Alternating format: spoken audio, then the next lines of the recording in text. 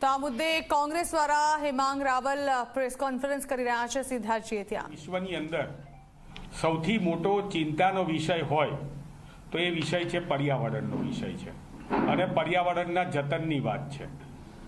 આ પર્યાવરણના જતન માટે થઈને આપણા ભૂતપૂર્વ મુખ્યમંત્રી અને હાલના વડાપ્રધાને એક ચોપડી એટલે કે બુક પણ લખી હતી, જેની અંદર પર્યાવરણના જતનની ખૂબ જ મહત્વની વાતો કરી હતી.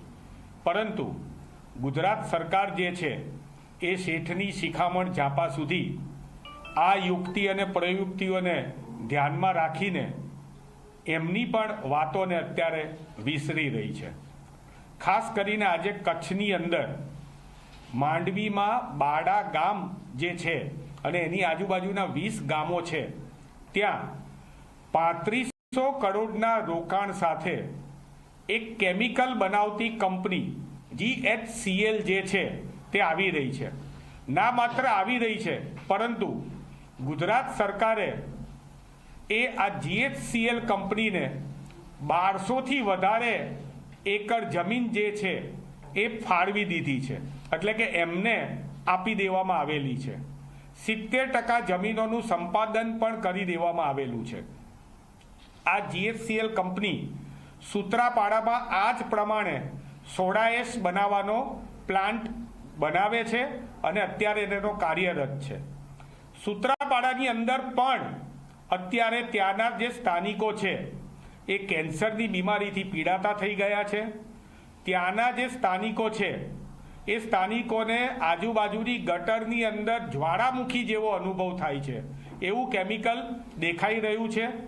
35થી 40 કિલોમીટરની ત્રિજ્યાની અંદર ત્યાં ગાંડો બાવળ પણ ઉગતો નથી, એ પ્રમાણે આ કેમિકલ ફેક્ટરીના કારણે વિનાશ થઈ રહ્યો છે.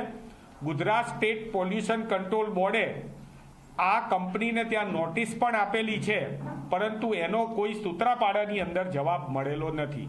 અને આ જ કંપની જ્યારે અત્યારે કચ્છની અંદર માંડવીમાં આવી રહી છે, ત્યારે આ માંડવીની અંદર જે આ જગ્યા છે અથવા જે બાડા ગામ છે એ ગામનું એક વિશેષ મહત્વ છે. અને એ વિશેષ મહત્વ એ છે કે આ બાડા ગામની અંદર વિશ્વનું સૌ પ્રથમ એવું વિપસ્યના સેન્ટર આવેલું છે. ગોયંકાજી અહીંયા આવ્યા હતા અને એમણે આ વિપસ્યના સેન્ટર જે છે એની સ્થાપના કરી હતી. ભારત નહીં પરંતુ આંતરરાષ્ટ્રીયની હસ્તીઓ, મોટી મોટી હસ્તીઓ અહીંયા પોતે વિપસ્યના કરવા માટે આવે છે. વડાપ્રધાન નરેન્દ્રભાઈ મોદીએ એમ કહ્યું હતું કે વિપસ્યના છે એ ભારતીય સંસ્કૃતિનો એક ભાગ છે અને એમણે ગોયંકાજીના વખાણ પણ કર્યા હતા. આ વિપસ્યના સેન્ટર જે છે એ આ કંપનીના આવવાથી પહેલાં તો બંધ થઈ જશે અને ભારત જે સાંસ્કૃતિકનું જતન કરે છે, સંસ્કૃતિનું જતન કરે છે, એ જતનની અંદર આ વિપસ્યના સેન્ટર સંપૂર્ણ રીતે નાબૂદ થઈ જવાનો ભય તોડાઈ રહ્યો છે. સાથે સાથે કોઈ પણ કંપનીને પર્યાવરણવાળી જગ્યાઓની અંદર જો પોતાની કંપનીને વિસ્તરિત કરવી હોય તો એક EIA રિપોર્ટ કરવો પડે. આ જે EIA રિપોર્ટ જે છે એ આ કંપનીએ જે છે એ કંપનીએ કરાવડાયો, એ નીડી સંસ્થા પાસેથી કરાવડાયો અને આ સંસ્થાનું પોતાનું આવું રિપોર્ટ કરવા માટેનું કોઈ એક્રિડેશન પણ નથી અને આ સંસ્થાને સસ્પેન્ડ પણ ભૂતકાળમાં કરવામાં આવેલી છે. આ કંપની દ્વારા આ રિપોર્ટ કરવામાં આવ્યો. એની અંદર સૌથી વધારે મહત્વની વાત, અને હમણાં જ મેં એક પોસ્ટ જોઈ છે અને જે છે હર્ષભાઈ સંઘવીની, એમણે આજે 4 ડિસેમ્બરના રોજ 2024ના રોજ જે પોસ્ટ ઇંગ્લિશમાં કરી છે એનું ગુજરાતી થાય છે કે આ ખાસ દિવસે ગુજરાત સરકાર વન્ય જીવનની ઉજવણી કરે છે અને આપણા રાજ્યને સમૃદ્ધ બનાવે છે. ગુજરાત એશિયાટિક સી, ભારતીય જંગલી ગધેડા, બ્લેકબક, વ્હેલ, શાર્ક, દરિયાઈ કાચબા જેવી પ્રતિષ્ઠિત પ્રજાતિઓનું ઘર છે. હવે આ જે દરિયાઈ કાચબા જે છે એની અંદર જે ગ્રીન ટર્ટલ આવે છે, આ ગ્રીન ટર્ટલની જાતિ છે ઓલિવ રીડલી જાતિ છે અને ગ્રીન સી અને લેધર બેક નામની જાતિ છે.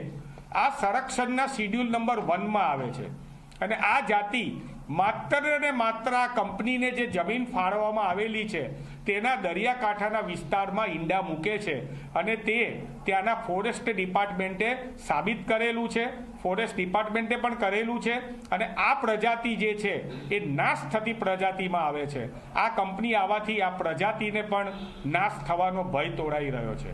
ઘોડાડોનું રણ ત્યાં જે છે એ પણ ત્યાં છે, એ પ્રજાતિને પણ ત્યાં નુકસાન થઈ રહ્યું છે. આ કંપનીને ત્યાં આવવા માટે થઈને આટલી મોટી જે પર્યાવરણની નુકસાન થઈ રહ્યું છે એના માટે થઈને ત્યાંના ગામ લોકોએ સંપૂર્ણ વિરોધ કર્યો હતો અને આનું હિયરિંગ કરવામાં આવ્યું. આજુબાજુના ગામના લોકો ભેગા થયા અને પ્રથમ હિયરિંગ છે એની અંદર એટલો બધો હોબાળો થયો કે સંપૂર્ણ નેગેટિવ હિયરિંગ થતાં પહેલું હિયરિંગ કલેક્ટરે બંધ રાખવું પડ્યું. ફરીથી બીજી વાર ચુસ્ત પોલીસ બંદોબસ્તની અંદર ગ્રામજનોને બીવડાવીને ડરાવીને હિયરિંગ કરવામાં આવ્યું. તેની અંદર પણ 5000થી વધારે ગ્રામજનોએ એટલે કે 90% લોકોએ આ પ્રોજેક્ટનો વિરોધ કર્યો છે. આ પ્રોજેક્ટ ના આવવો જોઈએ એવી વાત કરી છે. ગ્રામજનોએ કહ્યું કે અમારે ત્યાં લગભગ 10,000 જેટલી પશુધન છે એટલે કે ગાયો છે. ત્યાં અમારે ત્યાં અમે ખેતીવાડી કરીએ છીએ. સમગ્ર આજુબાજુના બાડાના આજુબાજુના 20 ગામોનું ટર્નઓવર જે છે ખેતીવાડી અને પશુધનનું અને બાકીનું બધું એ લગભગ 200 કરોડ જેટલું ટર્નઓવર છે. અહીંના ગામના લોકોને કોઈ પણ જાતની રોજગારીની તકોની જરૂર નથી. એમને ઓલરેડી પોતે પશુપાલનથી અને બાકીના અન્ય ધંધાઓથી રોજગારી કરી રહ્યા છે. વળી આ જે કંપની બનવાની છે ત્યાં 500થી પણ વધારે રાષ્ટ્રીય પક્ષી એટલે કે મોરની વસાહત છે. આ મોર પણ ત્યાં લુપ્ત થવાના છે. સાથે સાથે માંડવીની અંદર ગુજરાતની અંદર એકમાત્ર સરકારી મરીન સાયન્સ એન્જિનિયરિંગ શીખવાડતી જે કોલેજ છે જેમાં સમગ્ર દેશમાંથી વિદ્યાર્થીઓ મરીન સાયન્સ માટે ભણવા આવે છે. એ પણ જે છે એ મરીન સાયન્સનું હવે શું ભણશે, કારણ કે સરકાર જે છે એ આ પ્રમાણે આખી પર્યાવરણના ભોગે એ આટલી મોટી જમીન આપી દઈ રહી છે. તમે વિચાર કરો કે વિપસ્યના સેન્ટર બંધ થાય, પશુધન આખું ગોચર જે પશુનું એ જતું રહે અને સાથે સાથે ખેતીવાડી પણ નાબૂદ થાય. ત્યાંના લોકોનો વિરોધ હોય, આ કંપની સામે વિરોધ હોય, આ કંપનીનો ભૂતકાળ ખરાબ હોય, છતાં પણ સરકાર પોતે મનમાની કરી રહી હોય એવું લાગી રહ્યું છે. કારણ કે આ જે છે એ સરકારનું જે ભારતીય જનતા પાર્ટીની સરકારનું સૂત્ર છે ચંદા દો ધંધા લો, આ સૂત્રને સાર્થક કરવા માટે થઈને ગુજરાતની અંદર પણ વિકાસના નામે જે છે એ પર્યાવરણનો વિનાશ કરવામાં આવે છે. ગુજરાતની જનતાને આજે હું સરકારને કહું છું, ગુજરાતની જનતાને પર્યાવરણના ભોગે આવો ઝેરી વિકાસ જોઈતો નથી.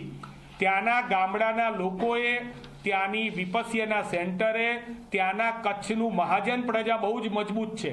ત્યાંના મહાજનોએ વડાપ્રધાન શ્રી મોદીથી લઈને માનનીય મુખ્યમંત્રી શ્રીને પણ આ બાબતનો વિરોધ કરેલો છે.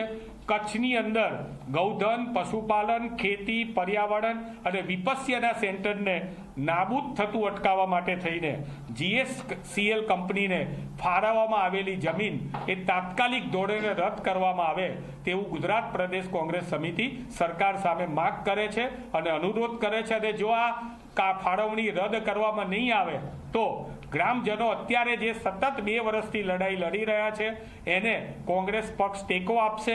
આ વાતને વિધાનસભાથી લઈને સંસદ સુધી અને રોડથી લઈને એ સડકથી લઈને સંસદ સુધી આ વાતને ઉજાગર કરવામાં આવશે. અને ભારતીય જનતા પાર્ટીના જે 2 મોઢા છે, એક તરફ વડાપ્રધાન શ્રી પોતે પર્યાવરણ ઉપર બુક લખે, એક તરફ ગુજરાતના હોમ મિનિસ્ટર છે આજના જ દિવસે દરિયાઈ કાચબા માટે થઈને ગર્વ અનુભવે, અને બીજી તરફ આ વનસૃષ્ટિ, જીવસૃષ્ટિ અને પર્યાવરણને નાબૂદ કરવા માટે થઈને GSCL કંપનીને આ 1200 એકર જેટલી જમીન એ સરકાર દ્વારા આપી દેવામાં આવે. આ 2 મોઢાની વાતનો એ ગુજરાત પ્રદેશ કોંગ્રેસ સમિતિ વિરોધ કરે છે.